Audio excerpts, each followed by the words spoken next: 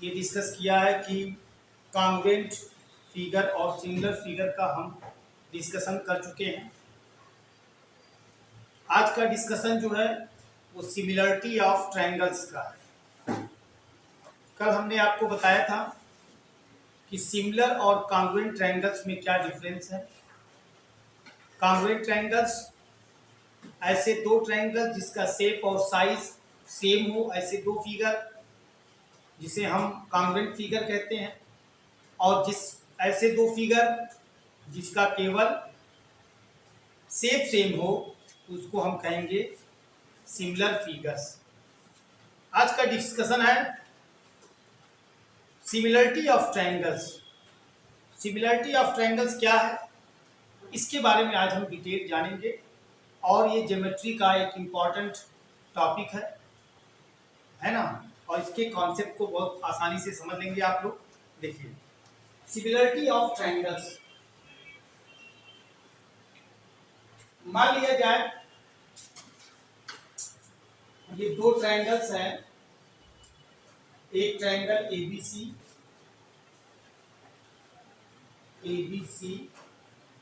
और एक ट्रायंगल है पीक्यूआर।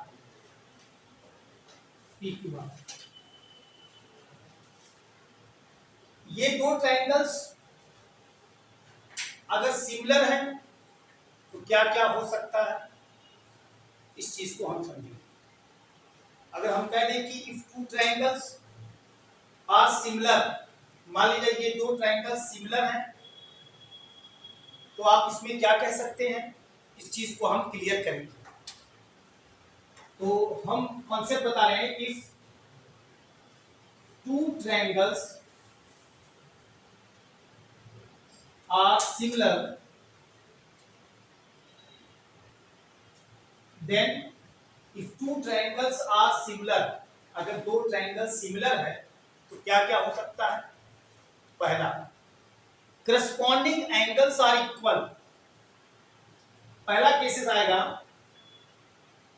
कि करस्पॉन्डिंग एंगल्स इक्वल होगा।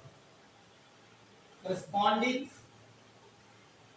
Angles are equal, corresponding angles are equal.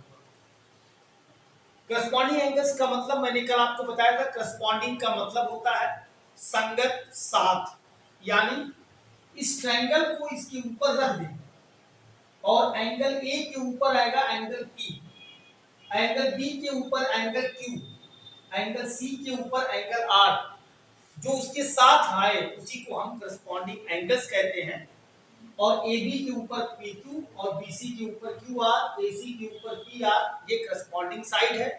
क्योंकि सिमिलर ट्रायंगल्स में साइज सेम नहीं होता है, साइज का कोई बाउंडेशन नहीं है, साइज सेम हो भी सकता है और साइज सेम नहीं भी हो सकता है, इसमें साइज का इंपॉर्टेंस नहीं है।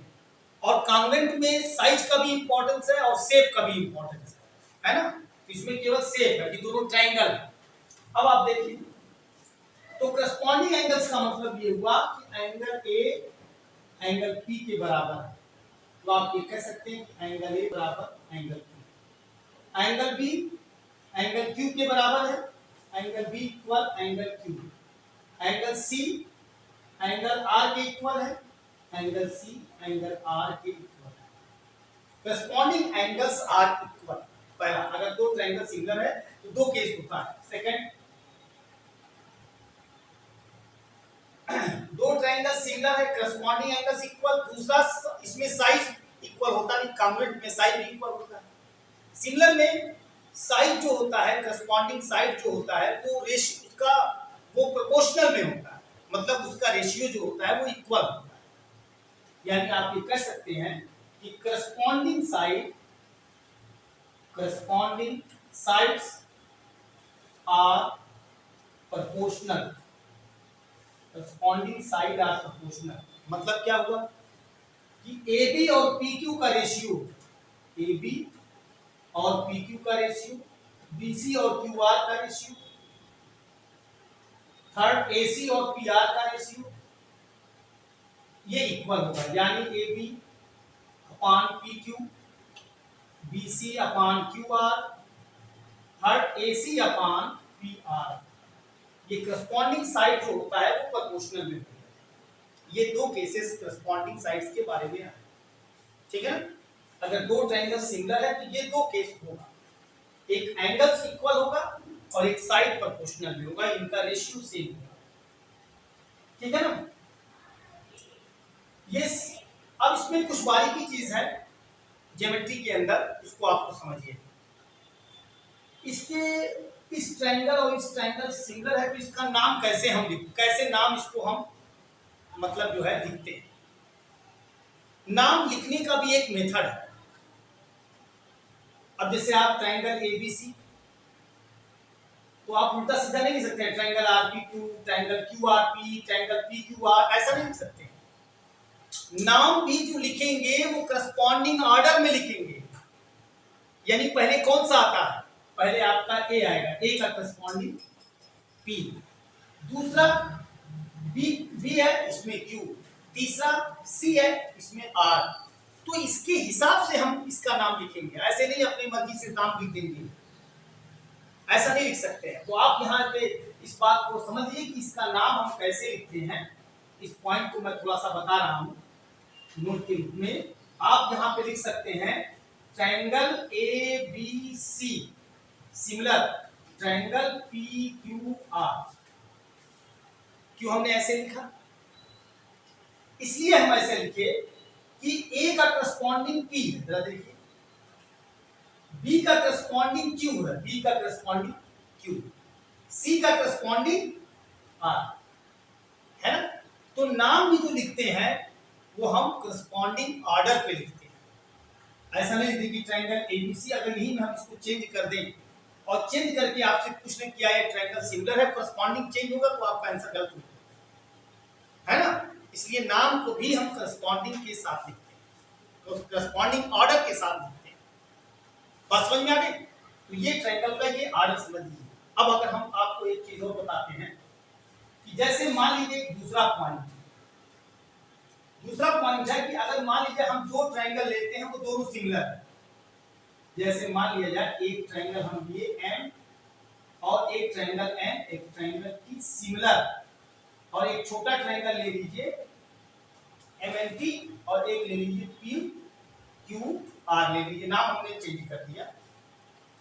अब जरा गौर कीजिए बात को। अब हम ये कहते हैं ये दोनों ट्रायंगल सिमिलर है, क्या है, ये दोनों ट्रायंगल सिमिलर है। इसमें हम corresponding side corresponding angle change कर रहे हैं। जैसे हम एंगल एम को, एंगल एम जो है वो इक्वल है एंगल क्यू, एंगल एम किसके इक्वल है, एंगल क्यू के इक्वल।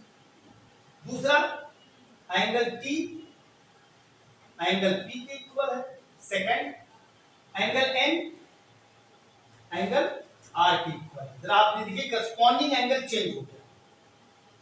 करस्पॉन्डिंग एंगल चेंज हुआ तो करस्पॉन्डिंग साइड भी चेंज होगा, ठीक है ना। अब चूंकि ट्रायंगल सिमिलर है तो करस्पॉन्डिंग एंगल्स इक्वल है, ये बात क्लियर है। तो करस्पॉन्डिंग एंगल्स इक्वल है, इसका मतलब करस्पॉन्डिंग साइड प्रोपोर्शनल में होगा। चलिए देखिए करस्पॉन्डिंग साइड हम, अब इसका नाम जरा लिखें पहले, ट्रायंगल, इसका करस्पॉन्डिंग किधर से स्टार्ट है, एम, सेकंड आपका टी, थर्ड आपका एन, मतलब एन, इसका नाम क्या हो जाएगा, ट्रायंगल एम टी एन। क्या नाम हो जाएगा इसका, ट्रायंगल एम एन टी, ये सिमिलर किसके। अब इसका ऑर्डर में क्या होगा, सिंगल क्यू पी आर, देखिए ये फर्स्ट सेकंड थर्ड, तो इसका नाम क्या हो गया, ट्रायंगल क्यू पी आर, ये सिमिलर, ठीक है ना। अब आप देखिए करस्पॉन्डिंग साइड क्या होगा, जब ट्रायंगल सिमिलर होगा तो करस्पॉन्डिंग साइड प्रोपोर्शनल में होगा, क्योंकि सिमिलर है तो देयरफॉर करस्पॉन्डिंग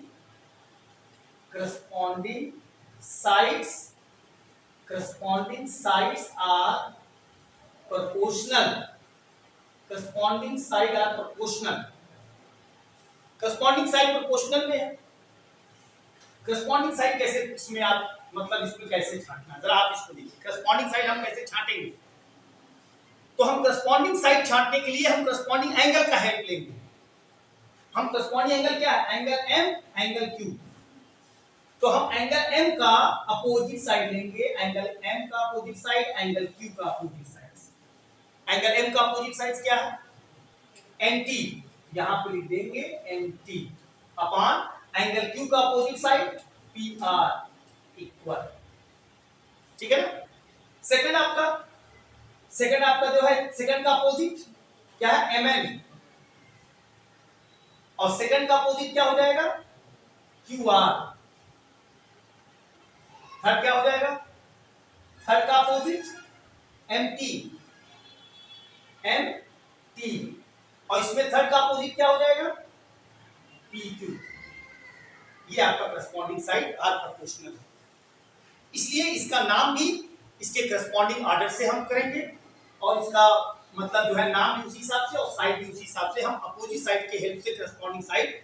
अक्सर ज्योमेट्री में ये चीजें बहुत मुश्किल होता है, लोग समझ नहीं पाते कि ट्रायंगल अगर सिमिलर है तो कौन सा एंगल किसके इक्वल होगा। तो अगर नाम तो गिवन है, अगर आपकी बुक में ये क्वेश्चंस दे दिया जाए, उसमें ट्रायंगल दे दिया जाए तो बड़े आसानी से आप छांट लेंगे, तब आपको दिक्कत नहीं होगी। अब देखिए कैसे, अब अगर आपको ये नाम दिया है और करस्पॉन्डिंग साइड छांटना है, देखिए mn का करस्पॉन्डिंग qp है, देखो mn है, mn क्या है, mn का क्या हो गया, यहां पे क्या है, qr, सेकंड के सामने वाला qr आ रहा है, और यहां सेकंड के सामने वाला mn, mn की कैसे डिस्टर्ब हो गया भाई, हैं mtn, हां देखो यहां का हो गया वही तो mtn, सही हो गया ना, mtn। अब देखिए mt का करस्पॉन्डिंग qp, अब का mt कहां गया, mtn, और क्या हो गया qpr, qpr। तो एंगल n का सामने वाला कितना हो गया, nt, mn, mn कहां आ गया, सेकंड वाला, सेकंड के क्या है, qr। तो mt कहां है, mt का देखिए क्या है, देखो यहां देखिए, यहां पे mt आ रहा है और यहां पे pq, देखो सही हो गया, अब सही हो ना। देखिए mn का करस्पॉन्डिंग क्या है, qp, qp और pq तो एक ही चीज है, तो ये आपका आ गया mt का करस्पॉन्डिंग pq। अब आ जाइए, पहला दो लेटर आपने लिया तो पहला दो लेटर, अब आप लीजिए दूसरा और तीसरा लेटर आप लेंगे tn, तो क्या हो गया pr, tn pr है कहां, सही है tn pr। तीसरा आपका लेंगे mn, mn क्या हो जाएगा qr। इस तरीके से आप करस्पॉन्डिंग जो है करस्पॉन्डिंग साइड्स को इस तरीके से नाम कैसे लिखना है, ये चीजें मैंने आपको बताया कि यहाँ पे हमने MTN और यहाँ पे हमने जो है क्या कहते हैं QPR, ये ट्रायंगल सिमिलर किया और इसके हिसाब से करस्पॉन्डिंग साइड्स आर प्रोपोर्शनल। यहाँ की डायग्राम में भी हमने आपको ये बात क्लियरफाई किया कि जो एंगल करस्पॉन्डिंग एंगल्स होगा उसका अपोजिट साइड जो होगा वो उसका रेशियो इक्वल होगा, और उसके अपोजिट साइड के हेल्प से हम करस्पॉन्डिंग साइड लिख सकते हैं। यानी डायग्राम की भी मदद से करस्पॉन्डिंग साइड लिख सकते हैं, और दूसरा किस मदद से लिख सकते हैं, जो ट्रायंगल का नाम दिया रहता है। अगर किसी क्वेश्चन में ट्रायंगल ABC सिमिलर है ट्रायंगल PQR के, है ना, या ट्रायंगल क्या कहते हैं STN सिमिलर है ट्रायंगल LPS या LPQ, जो भी नाम चेंज हो जाए, अगर दो ट्रायंगल का नाम अगर क्या कहते हैं चेंज करके, या मतलब नाम जो है अगर सिमिलर दिया है तो उसमें दो साइड लेकर के करस्पॉन्डिंग साइड ले सकते हैं और एक एक का लेके एंगल ले सकते हैं। और जैसा कि आप जानते हैं कि करस्पॉन्डिंग एंगल्स इक्वल होता है और करस्पॉन्डिंग साइड जो होता है वो प्रोपोर्शनल होता है, ठीक है ना। ये बातें आप नाम का भी क्लियर हो गया। अगर एंगल चेंज होता है तो इस आधार पे हम करस्पॉन्डिंग साइड जो है इस तरीके से हम कर सकते हैं, ठीक है ना। ये हो गया करस्पॉन्डिंग साइड आर प्रोपोर्शनल। ये दो कॉन्सेप्ट हैं, और इसको जो है देखिए एक कॉन्सेप्ट है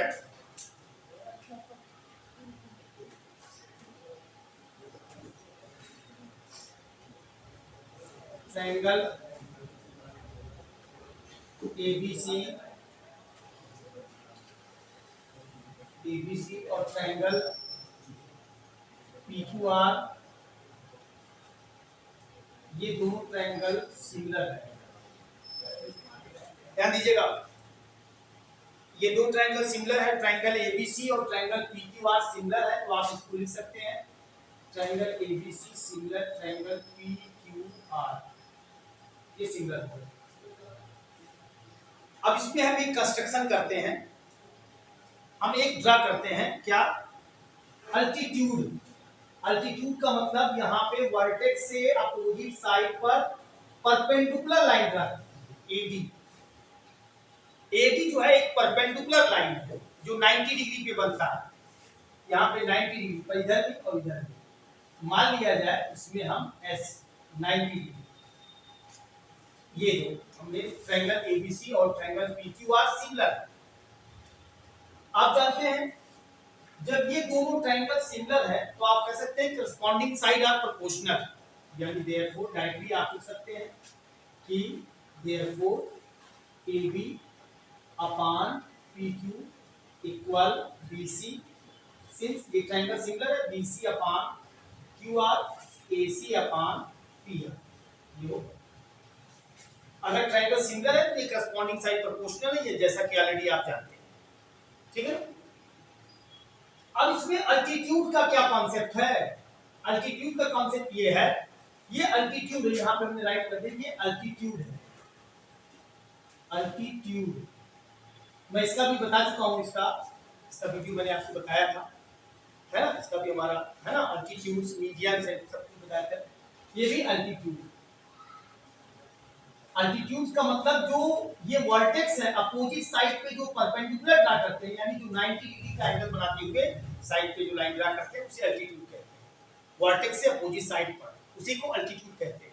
और आपको बताया था कि ट्रायंगल में तीनों 3 अल्टीट्यूड्स ड्रा करते हैं और तीनों जो होते हैं एक ही पॉइंट से पास होते हैं, इसलिए altitudes of triangle are concurrent. और जिस पॉइंट से पास होते हैं उस पॉइंट ऑफ उस इंटरसेक्शन पॉइंट को हम क्या कहते हैं? Orthocentre. ये मैं बता चुका हूं। तो अब इसका रिलेशन क्या मालूम है? अगर ट्रायंगल एबीसी ट्रायंगल पीक्यूआर के सिमिलर है तो ये इसका एक कॉन्सेप्ट है कि यही करस्पॉन्डिंग साइड इसी अल्टीट्यूड के रेशियो के इक्वल, यानी आप ये कह सकते हैं कि मतलब the ratio of corresponding sides, यानी करस्पॉन्डिंग साइड का जो रेशियो होगा is the same the ratio of corresponding altitudes. Corresponding altitude का जो रेशियो होगा वो करस्पॉन्डिंग साइड के रेशियो के सेम होगा, है ना। ये कॉन्सेप्ट है। इसका मतलब आप क्या लिख सकते हैं यहाँ पे कि AB upon PQ equal BC upon QR बराबर AC अपॉन PR। और अल्टीट्यूड क्या है? अल्टीट्यूड आपका है AD, यानी AB अपॉन PS, ये इसके इक्वल है। ये चीजें आप याद रखेंगे कि अल्टीट्यूड का रेशियो करस्पॉन्डिंग साइड के रेशियो के इक्वल है, ठीक है। एक कॉन्सेप्ट। दूसरा हम ट्रायंगल ड्रा करते हैं, दूसरा ट्रायंगल ड्रा करते हैं इसी तरीके से। ये ट्रायंगल ABC और ये ट्रायंगल PQR, ये दोनों ट्रायंगल सिमिलर है। और अब हम ड्रा करते हैं मीडियन। क्या ड्रा करते हैं? मीडियन कहां होता है? ये BC का जो मिड पॉइंट होगा, इसका नाम चेंज कर दो M, और यहाँ पे इसका M मिड पॉइंट, ये आप लिख दीजिए मिड पॉइंट, या आप समझ जाएंगे। AM को ज्वाइन कर दीजिए, PN को ज्वाइन कर दीजिए। अब ये मीडियन हो गया। क्या हो गया? मीडियन। इसका मतलब ये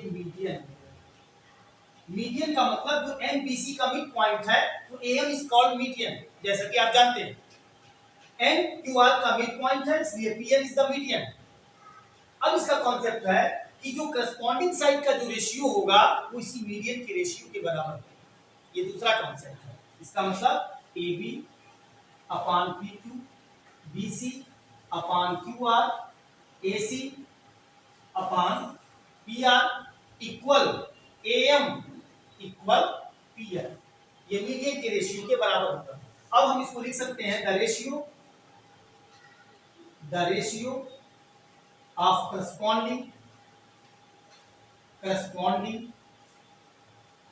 corresponding sides is the same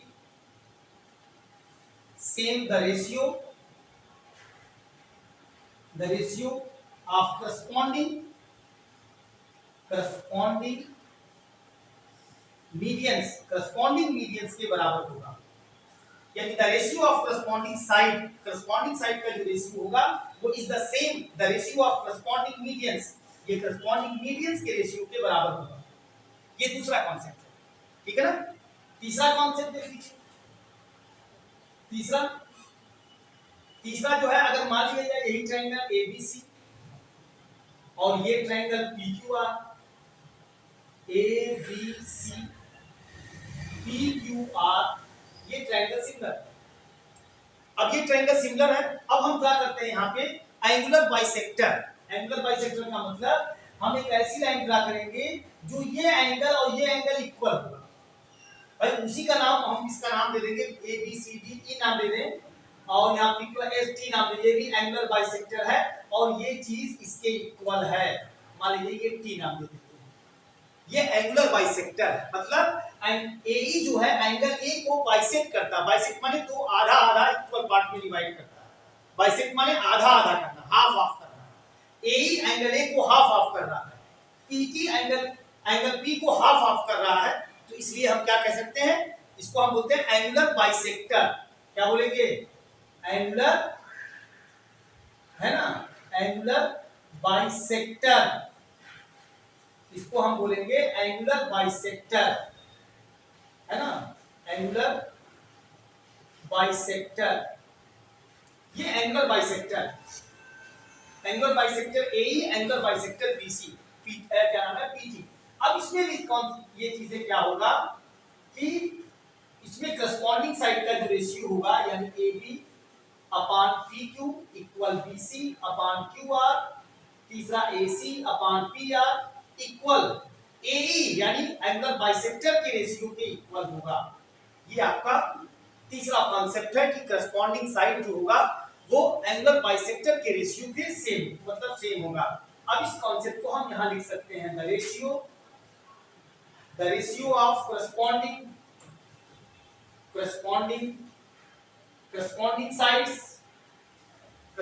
side is the same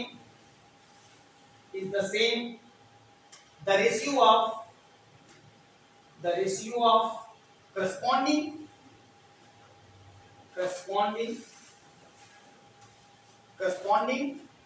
angular bisector, corresponding angular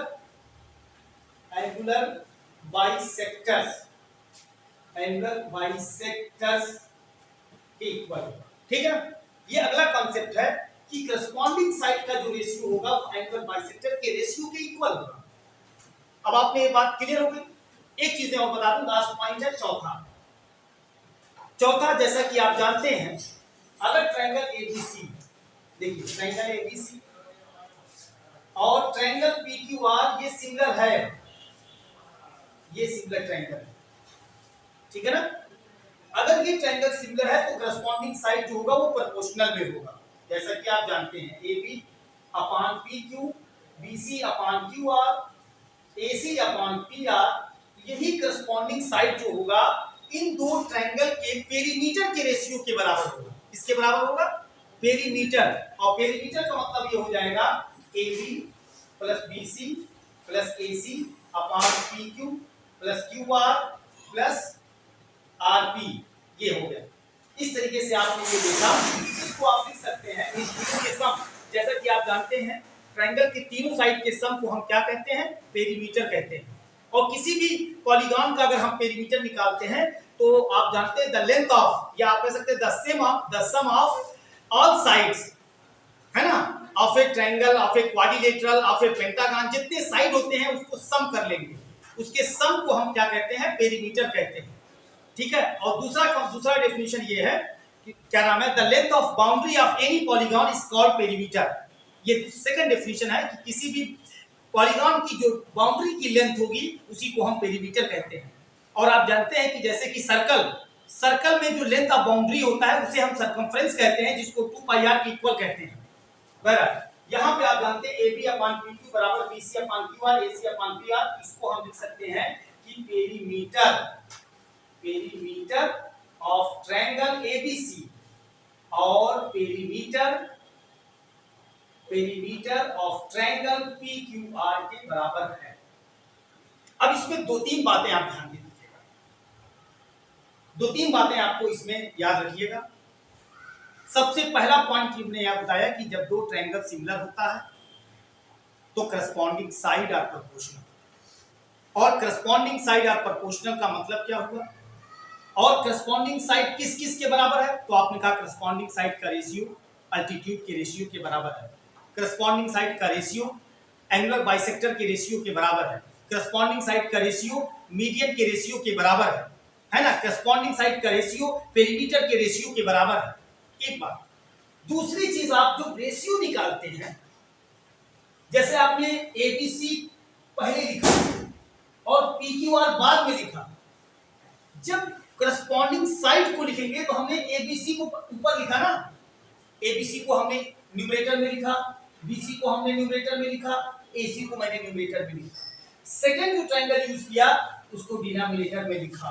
अगर कोई ऐसा करे कि एक ट्रायंगल को न्यूमरेटर में लिखे और दूसरे वाले में चेंज करके दूसरे वाले को न्यूमरेटर में लिख देगा, तो आपका कंप्लीटली मतलब स्टेटमेंट कंप्लीटली आपका रॉन्ग हो जाएगा क्वेश्चन।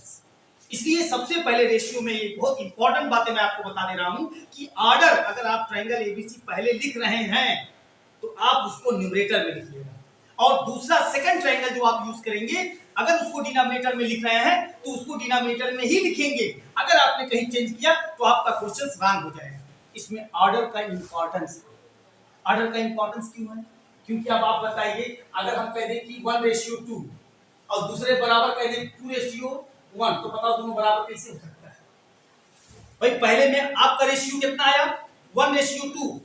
1:2 का मतलब जो सेकंड है वो फर्स्ट का 2 गुना है, यानी जो सेकंड फर्स्ट का कितना है? ट्वाइस है। और 2:1 का मतलब जो सेकंड है वो फर्स्ट का हाफ हो जाएगा। तो कैसे आप इसको सेव कर देंगे, है ना? बताइए, अभी दो आदमी की प्रॉपर्टी है, एक आदमी 10, मान लीजिए 10 लाख की प्रॉपर्टी, एक आदमी 5 लाख की प्रॉपर्टी। हम कहते 10 लाख वाले को कहते कि नहीं, 10 लाख वाली प्रॉपर्टी जो है दूसरे वाले का दूना, कैसे दूना तो है, लेकिन हम ये कहते नहीं दूसरा वाला पहले वाले का दूना हो तो गलत नहीं हो जाएगा। भाई 5 लाख प्रॉपर्टी है, हम कहें कि 5 लाख वाली प्रॉपर्टी को हम कहें कि नहीं, 5 लाख वाली प्रॉपर्टी जो पहले वाला है उसका 2 गुना, कैसे 2 गुना होगा? 5 5 10 का कैसे 2 गुना होगा? 5 10 का हाफ होगा, या 10 5 का दूना होगा। इसको अगर आप चेंज कर देंगे तो चला कि आपका रेशियो क्या है? 2:1 है, और आपने इसको चेंज कर दिया 1:2 हो गया, तो गलत नहीं हो गया। इसलिए रेशियो में ऑर्डर का इंपॉर्टेंस बहुत ज्यादा है। जैसा कि आप पिछले टॉपिक में आप पढ़ चुके हैं, रेशियो एंड प्रोपोर्शन। रेशियो और प्रोपोर्शन में भी मैंने आपको इस बात को बताया था कि ऑर्डर अगर इसमें आपने चेंज कर दिया तो आपका क्वेश्चन रॉन्ग हो जाएगा। भाई मैथमेटिक्स में यही बारीकी चीजें होती है कि मैथमेटिक्स में क्यों कहा जाता है कि मैथमेटिक्स सब बहुत टफ होता है? टफ नहीं होता है, एक एक छोटी छोटी चीजों को आपको बहुत केयर करना है, और छोटी छोटी चीजों को बहुत ध्यान देकर के आप क्वेश्चन को सॉल्व करेंगे, तब आपका क्वेश्चन गलत नहीं होगा।